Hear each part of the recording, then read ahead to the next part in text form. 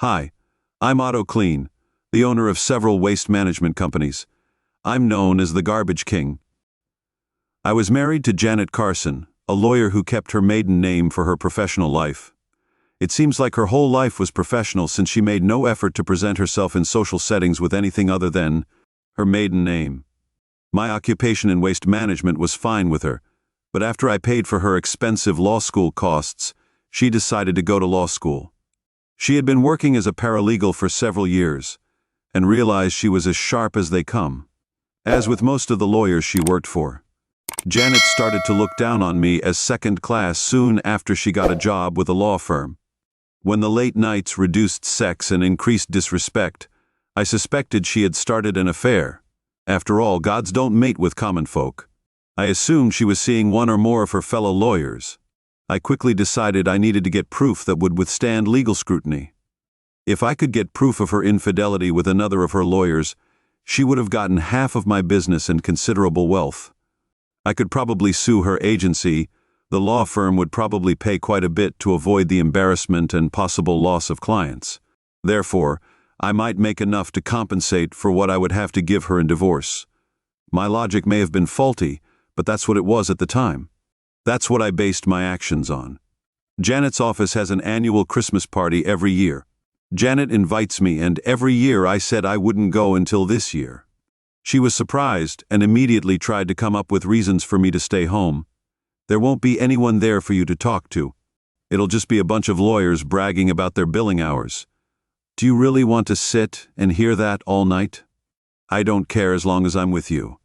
I told her I'd only go if I could keep an eye on you and see if I could figure out who your lover is.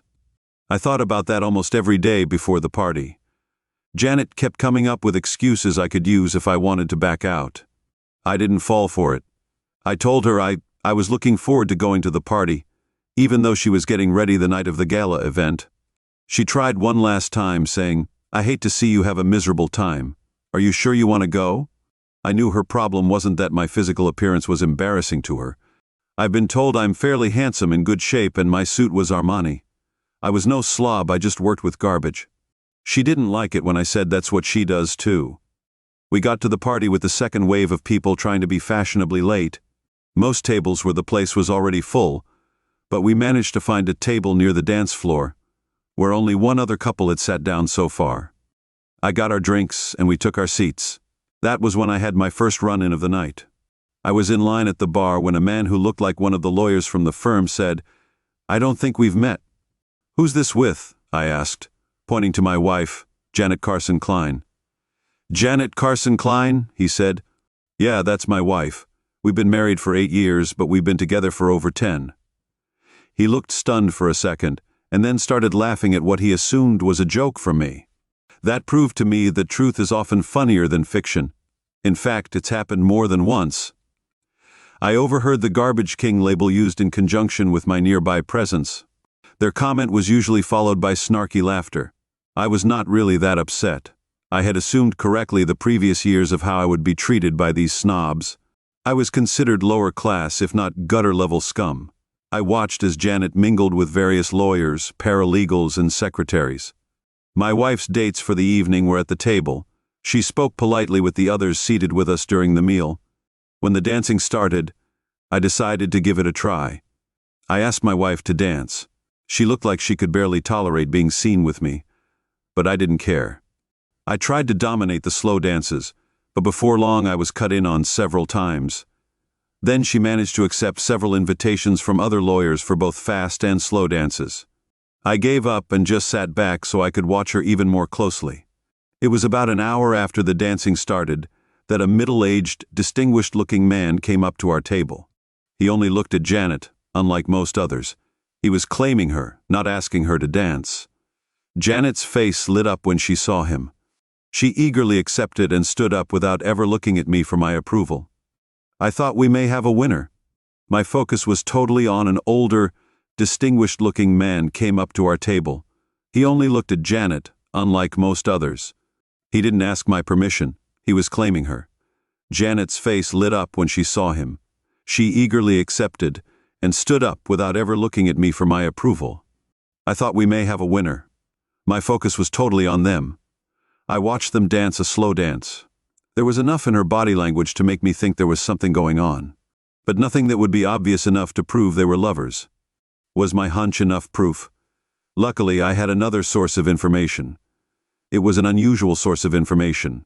I had never told Janet that I was recruited out of college by the CIA. They discovered that I had a highly accurate skill in reading lips.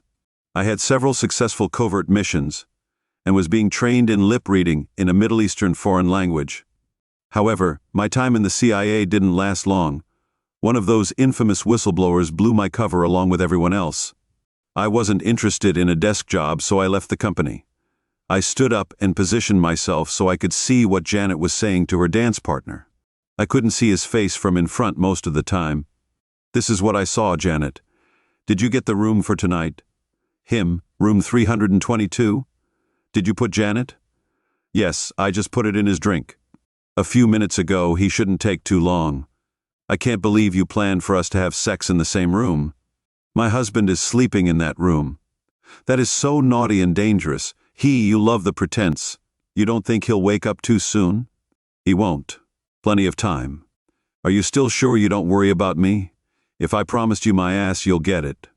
"Oh, Stanley, I'm so ready for this. I had a bit too much to drink, so I excused myself and headed to the restrooms. I passed the restrooms and went out. I was hoping either I hadn't taken enough of the drug to be affected, or the dosage wasn't that strong. I was wrong. On both counts, beeping monitors, bright lights and alcohol smells greeted me when I came to. It seems I had a car accident when I fell asleep at the wheel on my way home from the party. I looked around and saw a nurse. I was about to ask her a question when I saw Janet come into the room. I immediately sat up and yelled, "Get that out of here!" Janet left the room and I was still yelling, "She's the one who almost got me killed. I want to talk to a policeman." The nurse tried to calm me down, and the medical staff assumed I was having some kind of psychotic episode. I calmed down and told them, "I'll try to explain this in terms you can understand.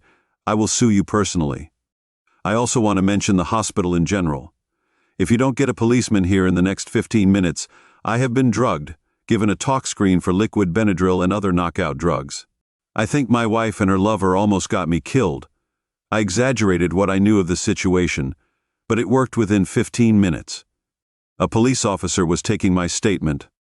I'd overheard my wife and her lover talking about drugging me and taking my body somewhere so they could have sex. I didn't mention that I'd heard by lip reading. I figured drugging and attempted kidnapping ought to stir some action. I was told I needed to go to the police station after I left the hospital to swear out a complaint. I told them I would, unless I got kidnapped or killed by them when I left the hospital. The officer didn't seem particularly concerned for my safety while I waited to be discharged. A nurse came in to tell me the results of the toxicology report. I had been drugged a lot. In fact, based on the amount of drugs I had in my system, if I had drunk the full glass, it would likely have killed me. The hospital staff had reported that to the police already. If I'd been drinking from a glass, it would have killed me. The hospital staff had already reported that to the police. I heard the phrase attempted murder for the first time. Before long, there was a policeman stationed outside my door. The second officer who interviewed me was more serious about her interest. I went to my house when I was discharged the next day. The police car passed my house regularly, but I wasn't in danger. Janet wasn't at our house, just all her stuff was. I found out that Janet had been arrested earlier at our house. She and her lover had come here in hopes of convincing me not to tell the law firm about their scheduled tryst in the hotel. That was the only crime they'd committed. I thought they were going to be charged with attempted murder. I imagine she collapsed when she heard the charge as the police put her in handcuffs. The two lawyers, as you might expect, refused to speak without another lawyer. The district attorney wanted to try the two separately. He thought that if Janet saw she was going to be convicted, she would testify against Stanley and her lover, who was a junior partner with the firm. The DA was not successful. The two cases were intertwined, so they would be tried together. Janet tried to talk to me before the trial. She left messages regarding her innocence and trying to kill me. I guess she didn't think cheating on me mattered, since if she was convicted, she would testify against Stanley PR, her lover, and a junior partner with the firm. The DA wasn't successful, though, because the two cases were intertwined and they would be tried together. Janet tried to talk to me before the trial, She left messages saying she was innocent and that she'd tried to kill me. I guess she didn't think cheating on me mattered, since I didn't apologize for that. I ignored the rest of her messages. I quickly withdrew all funds from our joint accounts and cut all the other financial ties she had. Her father had to pay her lawyer until her lawyer eventually forced me to return her half at their trial. The toxicology report of the drugs in my system was the main evidence. There was a forensic expert. The chemist who examined me was an expert in poisonings, knockout drugs, and date rape drugs. They told the court the scientific name of the drug I was given and the D&D I would have been in had I drunk the whole amount. I was the star witness. The defense questioned the accuracy of my lip reading, particularly my lip reading ability. How could I possibly be so sure of what I saw? Most lip readers perform at a much lower level. I was just above 50% accurate. I had several CIA staff testify as to my proficiency, saying I was above average. I even gave a demonstration to the court. The defense attorney next tried to offer an alternative theory of what happened. They said I had actually drugged myself to accuse my wife and her lover of attempted murder. If convicted, I would be assured I would get all the assets in the divorce, plus a nice settlement from a lawsuit against the law firm. In truth, I wish I had been capable of being that devious. The judge wasn't impressed by how I expressed in open court how stupid I considered the claim of the defense attorney. When the defense had their turn, neither Janet nor Stanley testified. They had another forensic chemist testify that the drug would likely not to. I thought it was hilarious when my lawyer asked the sign language expert if some lip readers were more accurate than others. He said of course, and then was asked if he'd ever seen me to determine how accurate I was. He had to admit he hadn't. The only other witness was a police officer, Sergeant H. Haskins, who had interviewed the people who were at our table at the party, said that no one had seen my wife put anything in my drink. The defense rested. The defense's conclusion was that no one saw Stanley give Janet any powder, and no one saw Janet put anything in my drink. There was no proof that I had done it, and I hadn't done it myself. As soon as the police officer finished testifying, an older lady in the gallery, she was trying to get the district attorney's attention because it was causing a disruption. The DA sent an assistant to see what she needed. The assistant came back and said, "Recess." The DA asked for and got a 15-minute recess. As the DA went back to talk to the lady, I happened to look over at Jan. She seemed horrified at seeing the woman. She immediately started a strained conversation. Janet had a conversation with her lawyer. After the recess, the district attorney asked for a rebuttal witness to testify. The judge asked who the testimony was being rebutted. Police Officer H. Haskins. Janet encouraged her lawyer to speak up. "I'm requesting another recess during which I'll present a change in plea by my client." Stanley's lawyer was upset. The word was. Janet and her lawyer said she would agree to a guilty plea and a 3 to 5 year sentence in return for testifying against Stanley. The DA agreed that the old lady had told him that the police officer had asked her if she had seen Janet put knockout powder in my drink. He didn't ask if Janet put anything in my drink, so she said no to the knockout drug question.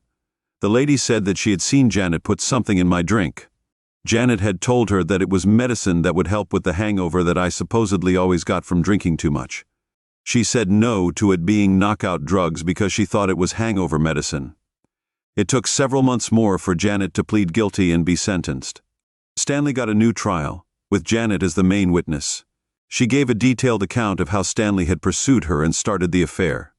She said she only wanted to hurt me, and that Stanley had decided on the drug and the amount. Stanley said he had only done what Janet asked, and that she had given me too much of the drug, knowing it could be deadly. Stanley's lawyer came up with a new theory. He said that Janet had seduced him and planned all along to frame Stanley and kill me. She would be rid of a husband who would leave her a nice inheritance and get rid of a lover whose position as a junior partner would most likely go to her. My car crash messed up her plan. Stanley cried at the thought that he might be capable of harming another. The jury believed Janet over Stanley. He was convicted and sentenced to 10 or 15 years in prison. I was allowed to testify at his sentencing hearing. I said, with tears in my eyes, that I shouldn't be there today. I should be buried in Riverside Cemetery instead of sitting in that padded chair. My wife's lover should be standing beside my grave. I helped my wife celebrate her successful disposal of the garbage man.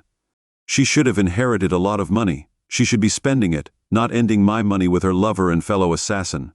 Don't be fooled. Neither one of them is upset. I almost died. They are upset that I didn't die and got caught. It was my special talent in lip breathing that saved my life. I had already drunk about a quarter of my wife had doctored a drink with drugs she got from her lover.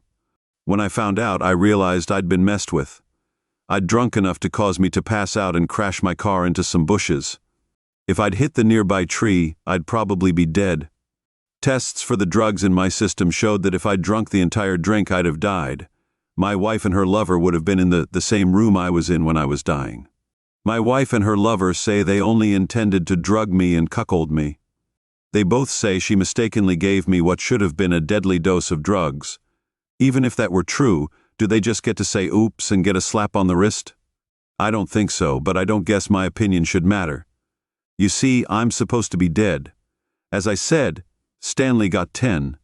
Janet got 35 years, while I got 15. As they were taking her out of the courtroom after Stanley's sentence was announced, Janet shouted to me that she was sorry. I responded, "Read my lips, I don't care." The divorce was easy with Janet in jail. She didn't contest anything. I think she was actually ashamed of what she did and what almost happened to me. I wound up unintentionally getting what the defense lawyer said I would. I got all the assets from my marriage. After a lot of back and forth with the law firm and Stanley's lawsuit settlements, I was already rich. I've made even more since I'm in waste management. I'm now filthy rich. It was amazing how many women in the months after the trial wanted to audition for the now vacant position of garbage queen. Surprisingly, none of those interested were female lawyers.